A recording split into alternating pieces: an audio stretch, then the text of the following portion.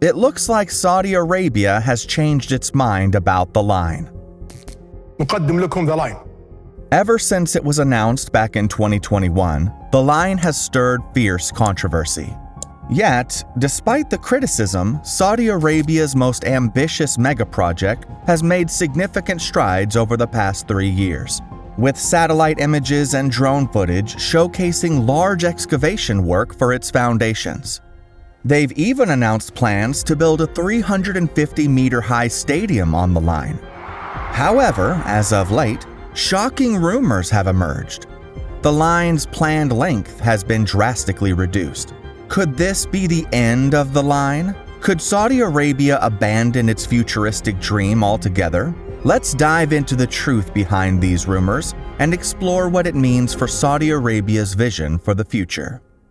The line is Saudi Arabia's groundbreaking megaproject, envisioned as a futuristic city with unique linear design.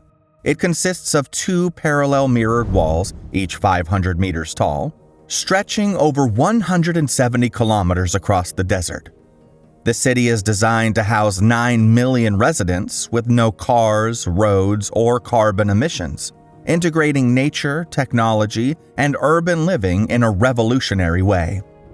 Measuring 200 meters in width, the line will feature shops, entertainment venues, green spaces, and the world's highest football stadium, set to host events for the 2034 FIFA World Cup. This stadium will be designed to accommodate over 45,000 spectators and feature a retractable roof and advanced cooling systems to ensure comfort in the desert climate. The line is part of NEOM, a broader initiative featuring several megaprojects across a total area 33 times the size of New York City. These include Trojana, a mountain winter resort, Oxagon, the world's largest floating structure, and Sindala, a luxury island that recently opened to the public. In addition, Saudi Arabia has announced several other ambitious projects, such as Epicon, an ultra-luxurious hotel, Aquelum, an inverted community built into a 450-meter cliff, and Norlana, an innovative coastal yachting town intended to accommodate 3,000 residents. When NEOM's ambitious projects, including the line, were first announced, they seemed like a glimpse into a green, carbon-free future. But many skeptics questioned their feasibility. Many asked themselves, will the line actually be built? In fact, plenty of people completely dismissed it and labeled it as a publicity stunt, just a collection of flashy 3D renders and lofty promises unlikely to materialize. But for now, it's worth noting that against all odds, work on the line officially began last year. Satellite images revealed massive excavation work underway, not just small-scale activity, but extensive groundwork, with a reported 125 kilometers out of the total 170 being already outlined. At first, I was skeptical, but when I checked Google Maps, I confirmed that a continuous excavated outline starts at the Gulf of Aqaba and stretches inland, stopping abruptly at a site called West Spine. This specific place refers to a section of the planned high-speed train designed to connect the line to several NEOM projects, including key locations like Oxagon.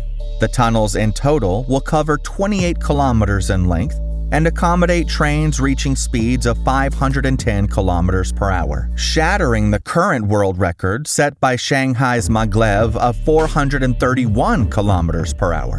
While the rest of NEOM is targeted for completion by 2030, the line follows a different timeline. The line is expected to be completed in stages, with full completion by 2050. Saudi Arabia aims to have enough of it ready by 2030 to house 1.5 million people. However, after NEOM released official drone footage showcasing the massive construction site for the line, labeling it as the world's biggest earthworks operation, something unexpected is happening. The latest reports indicate a shocking change in plans. NEOM may be forced to drastically downsize the project, drastically shortening the line. This scaled-down version would reportedly span just 2.4 kilometers, roughly 2% of the originally proposed 170-kilometer length. Instead of housing 9 million residents as they initially envisioned, this smaller line would accommodate only about 300,000 people. This comes at no surprise, since critics had long questioned the feasibility of NEOM's ambitious plans. Several months ago, some experts speculated that Saudi Arabia might pursue a scaled-back version of the project rather than attempt its originally envisioned scale. If these latest rumors are accurate, the scaled-back version of the line may validate those earlier doubts. That being said, it's important to note that NEOM has not officially confirmed any downscaling of the line.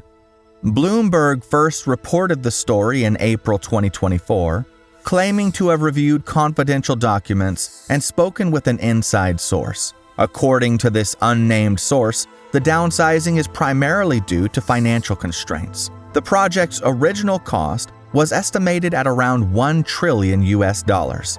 However, Bloomberg News reported that the PIF's cash reserves dropped to $15 billion as of September 2024, the lowest level since 2020. The fund's dwindling reserves are partly due to heavy spending on NEOM itself, combined with declining oil prices, which remains Saudi Arabia's primary source of income. While we await official confirmation, it's clear that NEOM faces significant financial and logistical challenges. Whether this scaled-back line is the final version for the project remains to be seen. Saudi Arabia might build part of the project, such as the proposed 2.4-kilometer stretch, and finish the rest later, as the original plan was to construct the line in stages. Recently, NEOM officials took the project on a roadshow through Beijing, Shanghai, and Hong Kong, showcasing its ambitious plans to potential investors. Despite eye-catching renderings and high hopes, no major deals were struck, and reactions were largely neutral. NEOM's executive director, Tarek Kadumi, discussed the project's evolving vision, emphasizing the balance between nature, livability, and economic prosperity. However, he hesitated when asked about living in the line, stating, "I'll visit for fun, but I won't live there. It's like something out of Sim City." He later said, "Maybe if I live there, I won't want to leave. And it's like being isolated from the world, and I just can't stand that." NEOM's officials are now planning to fly in bankers and investors from around the world, hoping to secure some investment. But with the project's cost estimated upwards of $500 billion, it seems unlikely. Foreign investors are hesitant due to concerns about Saudi Arabia's track record with large projects like the Jeddah Tower and King Abdullah Economic City, which was announced in 2005 but was never completed. Additionally, Saudi Arabia's human rights record, including the execution of 3 tribesmen who protested the line cutting through their land, has made potential investors wary. That being said, the downsizing isn't confirmed. Just weeks before the Bloomberg report, NEOM posted an upbeat video about the line on their official YouTube channel, showing that this ambitious vision is beginning to take shape. Let's assume the downsizing report is true. What would this shorter version of the line look like, and where would it be located? First, let me say that a 2.4-kilometer line would still be a significant challenge to build. Not as hard as the proposed 170-kilometer version, but still an ambitious project nonetheless. Especially when you consider that it's meant to be completely car-free, fully renewable, and supported by cutting-edge artificial intelligence. Now, there are a couple of places where the 2.4-kilometer line could be built. As we mentioned earlier, Saudi Arabia has already excavated about 125 kilometers of land. They start in the west, on the coast of the Gulf of Aqaba, and travel east through deserts and mountains, stopping in West Spine and continuing a small stretch until stopping at a place near Shagri. This is clearly visible in the satellite images, showing a distinct cutoff where the excavation work stops. Any smaller version of the line would most likely be built somewhere between these 4 points. This 20-kilometer section to the east seems very unlikely since it's very far from the coast. This 105-kilometer western section seems much more likely. Oxagon and Sindala are being built in and around the coastline, so it would make the most sense to build the shorter line somewhere close to the rest of them.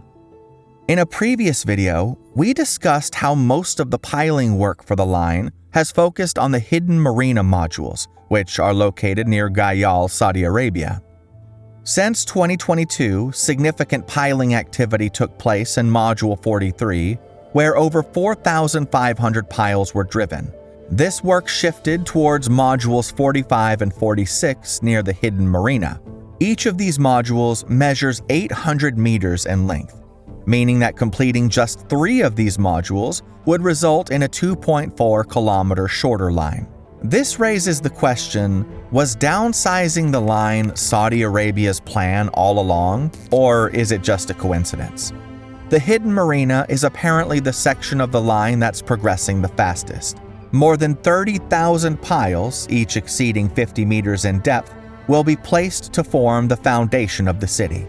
The hidden marina is located on the opposite side of the city from the sea, with ships passing through a 165-meter-wide waterway between the two 500-meter-tall buildings.